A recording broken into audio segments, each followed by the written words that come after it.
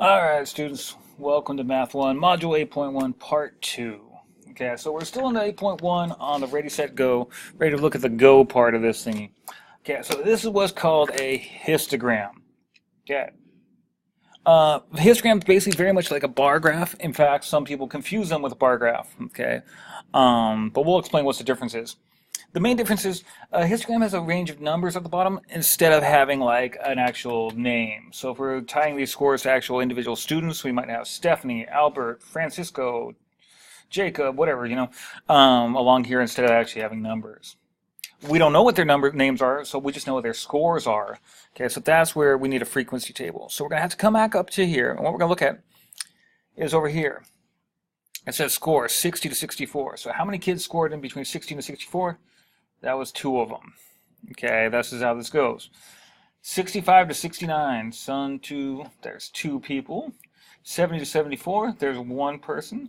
76, okay, there's 2 people. Now we're in the 80 to 84 range. 1, 2, 3, 4, 5, 6, 7. There's 7 people. 85 to 89, 1, 2, 3. 3 people. And 90 to 94, 1, 2. 95 to 100, 1, 2, 3, 4, 5, 6, 7, 8, 9. That tells us something right there. Okay. So take a look. This is what I got. We count up how many people got 95 to 100, how many got 90 to 94, and blah, blah, blah. The reason this is useful, a list of numbers wasn't too useful, but from right now I can tell a couple things. A lot of people got A's. Okay, if you take all the, you can tell that from here. If you look at the D range, only 4 people got D's, so that's not too bad, that kind of thing.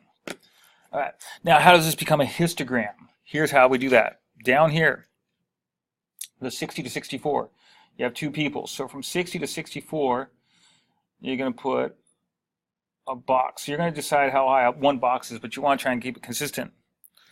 Helps if you have a ruler.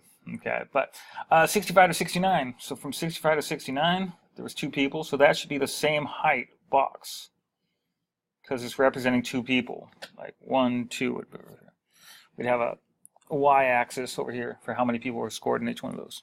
And you go through each one of these. 70 to 74, from 70 to 74, only 1 person, and so on. Okay, our big category would be 95 to 100. We get all the way up to like 9 on this one. So I want to go all the way up to 9. Okay, so that's what a histogram looks like.